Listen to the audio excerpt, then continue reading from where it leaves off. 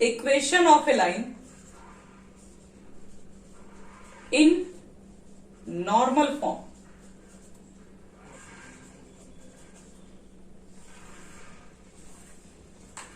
हो गया सबका हेडिंग। चलो इसका थ्योरम लिखते हैं। ये थ्योरम क्या बोलता है इसका, तो लिखते हैं लेट P, छोटा p है, P be the length of perpendicular, P be the length of perpendicular, bracket में इसी को नॉर्मल भी कहा जाता है परपेंडिकुलर को, P be the length of perpendicular from the origin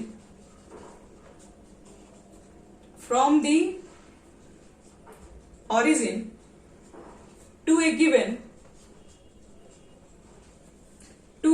given non-vertical line, to a given non-vertical line capital L, and let alpha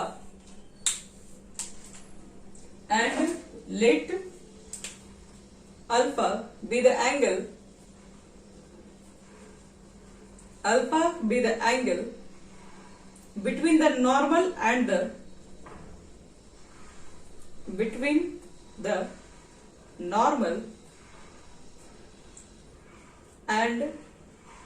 the positive direction of the x-axis.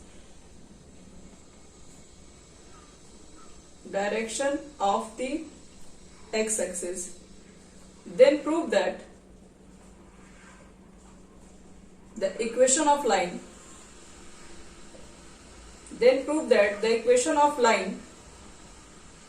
L is x cos alpha plus y sin alpha is equal to P। चलिए जितना का equation ही उतना ही बड़ा theorem है।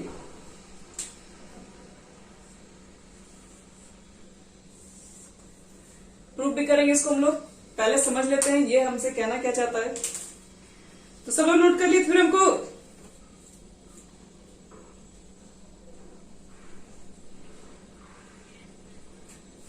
चलिए तो चलो बच्चे लोग इस थ्योरम को पहले समझो। ये थ्योरम को कहां पे हम लोग अप्लाई करेंगे, क्या बोल रहा है इसके अंदर, let P be the length of perpendicular.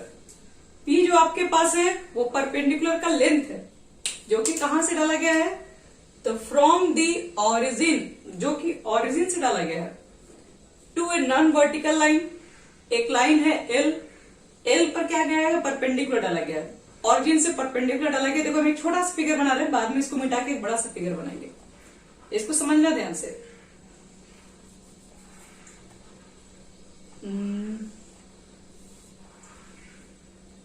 कह रहा है कि एक आपके पास एक लाइन है, जैसे मान लो यही हमारे पास एक लाइन है, और P जो है वो लेंथ ऑफ परपेंडिकुलर है फ्रॉम दी ऑरिजिन से एक परपेंडिकुलर ड्रॉ किया गया है एक लाइन के ऊपर, ठीक है, एक नॉन वर्टिकल लाइन, ये नॉन वर्टिकल लाइन है, और एक परपेंडिकुलर ड्रॉ किया गया ऑरिजिन से जिसका लेंथ है वो P माना गया है।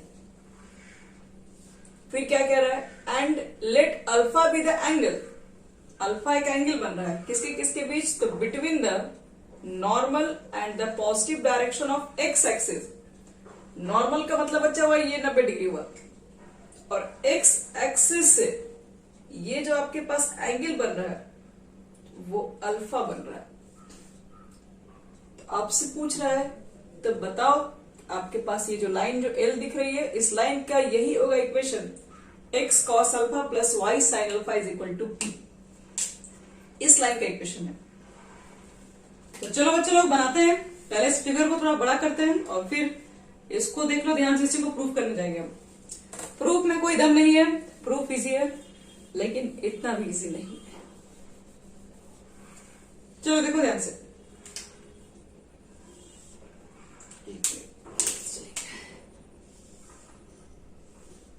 तो हम एक बड़ा सा फिगर बना दिया यहाँ पे, और एक लेंथ तो परपेंडिकुलर है जो कि अल्फा बना रहा है नॉर्मल और एक्स एक्सिस से, और इस पॉइंट को मान लो कुछ भी P मान लेते हैं, P नहीं मान लेते, P पहले से यहाँ पर है, कुछ और मान लो M मान लेते हैं। इसका जो लेंथ है वो P दिया हुआ है बस, और एक लाइन L है, और बच्चे कुछ भी आपके पास नहीं है। आपको L वाले का इक्वेशन निकालना लाइन का। एक चीज बताओ, अगर मुझे इसका इक्वेशन निकालना है तो अगर मैं इसका स्लोप मालूम कर लूं और इस लाइन पर अगर एक पॉइंट हम मालूम कर लेंगे तब तो मेरा इक्वेशन निकल ही जाएगा। एक लाइन पर अगर उसका स्लोप मालूम हो जाए और पॉइंट मालूम हो जाए तो इक्वेशन निकाला जा सकता है। तो देखो तो ध्यान से, हम यहाँ पर एक कंस्ट्रक्शन कर रहे हैं, यहां से एक परपेंडिकुलर ड्रॉ कर रहे हैं, समझिएगा ध्यान से। और अभी मुझे नहीं पता है कि इसकी कोऑर्डिनेट क्या, हम इस कोऑर्डिनेट को मान लेते हैं फिलहाल x और y। तो अगर इस पॉइंट के कोऑर्डिनेट को हम x y माने तो इसका मतलब है यहां से यहां तक मेरा लेंथ x है, और ये लेंथ कितना मान के चल रहे हैं अभी y। तो मुझे एक चीज बताओ तुम लोग, हम इस राइट एंगल ट्रायंगल में जाएंगे, MNO, बताओ तो cos alpha is equal to कितना लिख सकते हैं? cos अल्फा यहां पे है B बाई एच होता है, यानी x बाई पी लिख सकते हैं। कि x by P, cos alpha सामने वाले को तो परपेंडिकुलर कहते हैं ना, तो B बाई एच होता है। और P वो लंबाई है, ये हाइपोटेनस का लेंथ है P। cos alpha is equal to क्या होता है? B बाई एच होता है कि P बाई एच होता है?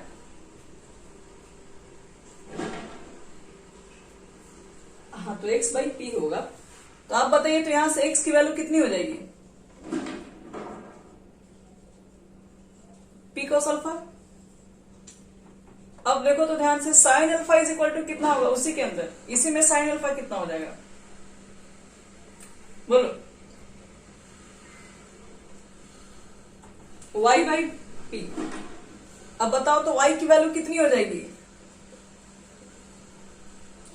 p sine alpha. तो x का मान निकल गया, y का मान निकल गया, तो हम एक काम कर सकते हैं ना, x y की वैल्यू तो मालूम चली गई, तो लिख दे रहे हैं p cos अल्फा और p साइन अल्फा। चलो, ये वैल्यू मालूम चल गया हमें, मतलब इस लाइन पर एक पॉइंट मालूम चल गया, ठीक है। अब उसके बाद क्या करेंगे, मुझे इस लाइन का स्लोप चाहिए। तो क्या आप OM का स्लोप निकाल सकते हैं? ये तो ओरिजिन है, 0 0 है इसका। देखो तो स्लोप ऑफ OM, ये x1 y1 x2 y2, तो क्या लिखोगे? y2 माइनस y1, यानी p साइन अल्फा माइनस 0, 0 लिखने की जरूरत नहीं है, और फिर x2 minus x1 p cos alpha minus 0।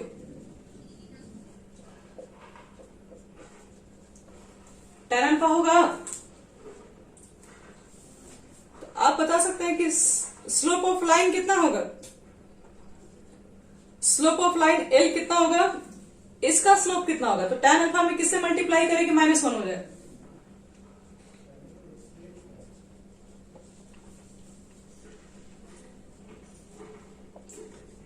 यही होगा ना बच्चे लोग?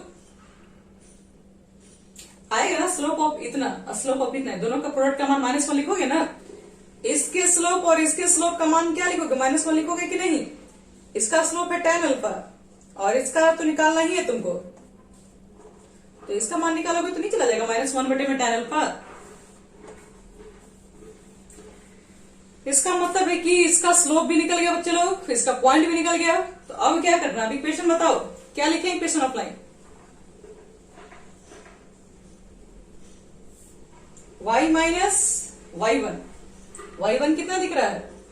p साइन अल्फा, यहां पर होता है m इतना है x minus x1 p cos alpha.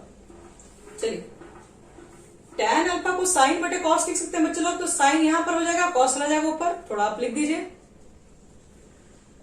तो ऊपर क्या हो जाएगा? कॉस अल्फा, नीचे क्या हो जाएगा? Sine alpha, x minus P cos alpha. अब इसी को अरेंज कर दोगे ना, आपका आंसर आ जाएगा। साइन अल्फा से दोनों मल्टीप्लाई कर दो, कितना लिखोगे?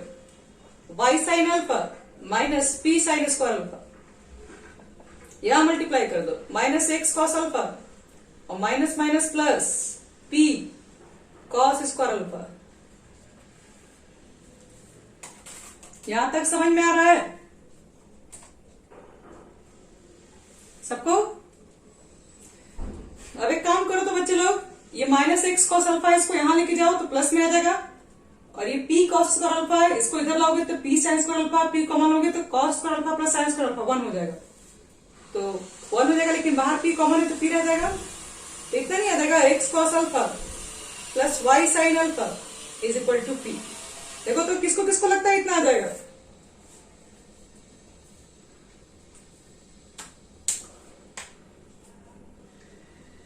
ठीक है तुम लोग?